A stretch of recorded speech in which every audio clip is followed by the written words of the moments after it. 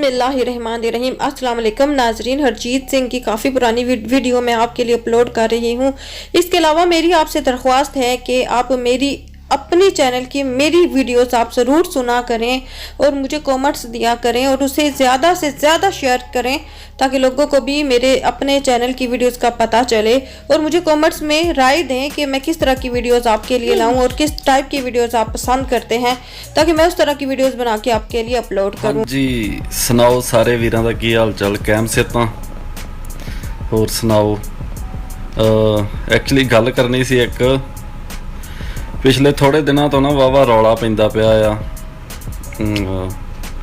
मैं तो वैसे एक्चुअली खुशखबरी देनी आ, सारिਆਂ ਨੂੰ खुशखबरी देनी आ उन्हां लोकां ਨੂੰ ਜਿਹੜੇ ਵਿਚਾਰੇ खुशखबरी ਦੀ ਉਡੀਕ ਕਰਦੇ ਕਰਦੇ ਥੱਕੇ ਪਏ ਆ।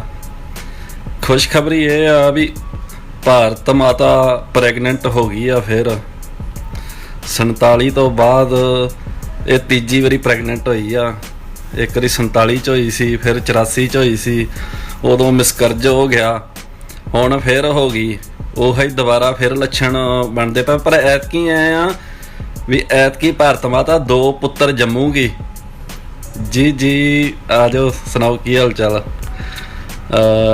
ਪਿੰਡਰ ਸਾਹਿਬ ਸੁਣਾਓ ਕੀ ਹਾਲ ਚਾਲ। ਹਾਂਜੀ, ਤੇ ਐਤਕੀ 2 ਪੁੱਤਰ ਜੰਮੂਗੀ ਲੱਗਦਾ ਭਾਰਤ ਮਾਤਾ, ਕਿਉਂਕਿ ਦੋਵਾਂ ਦਾ ਰੌਲਾ ਜ਼ਿਆਦਾ ਆ। ਇੱਕ ਤਾਂ ਇਹ ਆ ਵੀ ਸੁਪਰੀਮ ਕੋਰਟ ਨੇ ਆਰਡਰ ਕਰ ਦਿੱਤਾ ਆ ਫਿਰ ਵੀ ਭਾਈ ਹਰਿਆਣਾ ਤੇ ਪੰਜਾਬ SYL ਦਾ ਮੁੱਦਾ ਆਪਸ 'ਚ ਬਹਿ ਕੇ ਸਮਝਾਉਣ, ਜੇ ਤੁਹਾਡੇ ਤੋਂ ਨਹੀਂ ਸੁਲਝਦਾ ਤੇ ਫਿਰ ਅਸੀਂ ਨਹਿਰ ਬਣਵਾਵਾਂਗੇ। ਇਸੇ ਨਹਿਰ ਦੇ ਸਿਆਪੇ ਸੀ, ਇਸੇ ਨਹਿਰ ਦੇ ਵਿੱਚੋਂ ਉਹਨਾਂ ਪਾਣੀ ਨਹੀਂ ਜਾਣਾ ਜਿੰਨਾ ਖੂਨ ਵਗ ਗਿਆ ਪੰਜਾਬ ਦੇ ਵਿੱਚ।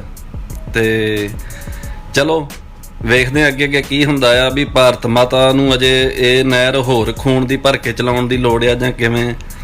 ਤੇ ਉਧਰੋਂ ਰੌਲਾ ਪਾਈ ਜਾਂਦੇ ਆ ਕਸ਼ਮੀਰ ਵਾਸਤੇ, ਕਹਿੰਦੇ ਪਏ ਆ ਵੀ ਅਸੀਂ ਆਰਟੀਕਲ 370 ਖਤਮ ਕਰ ਦੇਣਾ ਆ, ਵੀ ਇਹ ਟੈਂਪਰੇਰੀ ਸੀ।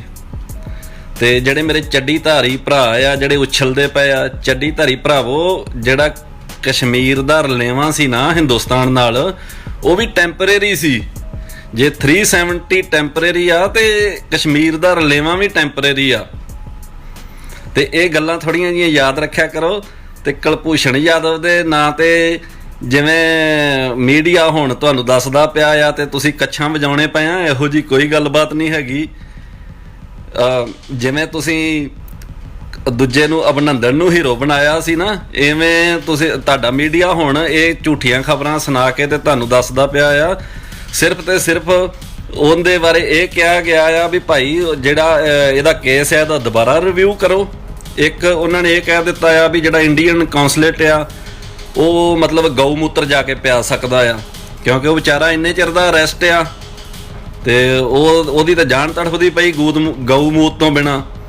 ਤੇ ਪਰਮਿਸ਼ਨ ਮਿਲ ਗਈ ਆ ਹੁਣ ਤੁਹਾਨੂੰ, ਤੁਸੀਂ ਜਾ ਕੇ ਯਾਦਵ ਨੂੰ ਜਾ ਕੇ ਗਊ ਮੂਤਰ ਦੇ ਸਕਦੇ ਆ। ਜਿਹੜਾ ਇੰਡੀਅਨ ਕੌਂਸਲੇਟ ਉਹ ਜਾਊਗਾ, ਗਊ ਮੂਤ ਪਿਆਊਗਾ ਤੇ ਚਲੋ ਉਹਦਾ ਪਾਰਾ ਤਾਰਾ ਹੋ ਜਾਊਗਾ।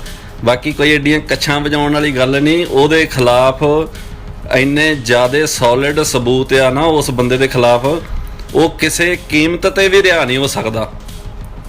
ਤੇ ਬਾਕੀ ਗੋਦੀ ਮੀਡੀਆ ਨੇ ਤਾਂ ਤੁਹਾਨੂੰ ਵਰਲਡ ਕੱਪ ਵੀ ਜਿਤਾ ਦਿੱਤਾ ਆ। ਜਿਹੜਾ ਕਹਿੰਦਾ ਸੀ ਮੋਦੀ ਹੈ ਤਾਂ ਮੁਮਕਿਨ ਹੈ, ਮੋਦੀ ਜਿਤਾਏਂਗੇ ਵਰਲਡ ਕੱਪ, ਮੋਦੀ ਕੀ ਕਿਸਮਤ ਨਾਲ ਹੈ। ਪਰ ਇੱਕ ਵਰਲਡ ਕੱਪ ਦਾ ਤੁਹਾਨੂੰ ਫਾਇਦਾ ਇਹ ਹੋਇਆ ਆ, ਮੇਰੇ ਸਾਰੇ ਚੱਡੀ ਧਾਰੀ ਭਰਾ ਜਿਹੜੇ ਹੈਗੇ ਸੀ ਉਹ ਵਰਲਡ ਕੱਪ ਵੇਂਦੇ ਰਹੇ ਤੇ ਇੰਡੀਆ ਦੇ ਵਿੱਚ ਰੇਪ ਘਟ ਗਏ। ਵੀ ਜਿਹੜੇ ਬਲਾਤਕਾਰ ਸੀ, ਬਲਾਤਕਾਰ ਬੰਦ ਹੋ ਗਏ।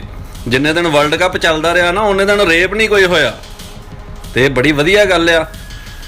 ਤੇ ਚਲੋ ਇਹ ਤੁਹਾਡੇ ਵਾਸਤੇ ਵਧੀਆ। ਪਰ ਇਹ ਆ ਵੀ ਤੁਹਾਡੀ ਇੱਕ ਭੈਣ ਆ ਸੁਨੀਤਾ ਸਿੰਘ ਗੌੜ, ਉਹ ਵਿਚਾਰੀ ਉਛਲ ਕੇ ਪੈਂਦੀ ਰਹੀ, ਉਹਨੂੰ ਤਕਲੀਫ ਹੋ ਗਈ ਵੀ ਰੇਪ ਕਿਉਂ ਬੰਦ ਹੋ ਗਏ।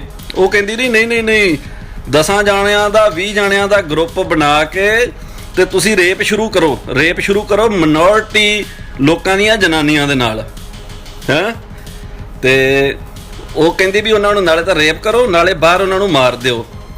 ਤੇ ਚੱਡੀ ਧਾਰੀ ਭਰਾ ਵਿਚਾਰੇ ਚਲੋ ਹੁਣ ਕੋਈ ਨਹੀਂ, ਹੁਣ ਤੁਸੀਂ ਫ੍ਰੀ ਆ, ਵਿਹਲੇ ਹੋ ਗਏ ਆ ਵਰਲਡ ਕੱਪ ਵੱਲੋਂ ਵੀ ਤੇ ਹੋਰ ਸਾਰੇ ਕੰਮਾਂ ਵੱਲੋਂ ਵੀ। ਹੁਣ ਤੁਸੀਂ ਆਪਦੀ ਜੌਬ ਤੇ ਲੱਗੋ ਤੇ ਦੁਬਾਰਾ ਕਰੋ ਸਾਰਾ ਕੁਝ ਸਟਾਰਟ।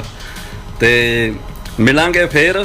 ਮੈਂ ਬਾਕੀ ਆਪਦੇ ਸਾਰੇ ਪਿਆਰ ਕਰਨ ਵਾਲੇ ਭਰਾਵਾਂ ਨੂੰ ਦੱਸਦਾ ਵੀ ਮੈਂ ਥੋੜਾ ਜਿਹਾ ਠੀਕ ਨਹੀਂ ਸੀ ਤੇ ਇਸ ਕਰਕੇ ਥੋੜਾ ਜਿਹਾ ਦਿਨ ਲੇਟ ਰਿਹਾ, ਤੇ ਜ਼ਰੂਰ ਆਪਾਂ ਗੱਲਬਾਤ ਕਰਾਂਗੇ। ਓਕੇ, ਜਿਉਂਦੇ ਵਸਦੇ ਰਹੋ, ਰੱਬ ਰੱਖਾ।